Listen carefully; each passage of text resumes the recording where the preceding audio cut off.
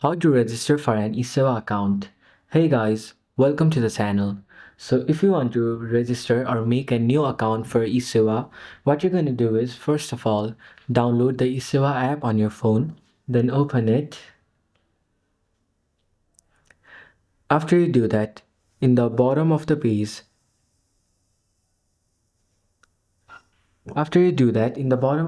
you can see the option which says login or create a new account. Click on it. Then in the bottom you can see the option register. Go there. Now from here enter your mobile number,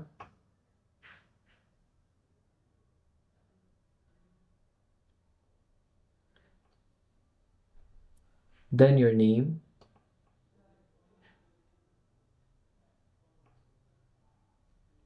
after that enter your gender,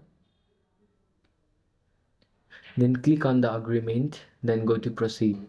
Now Esewa has sent a verification code to your number which has arrived. Copy the verification code sent by Esewa, then paste it over here.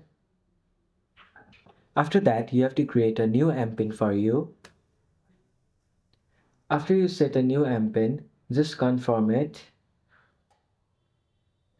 Then there you go. You have successfully created your Esewa account.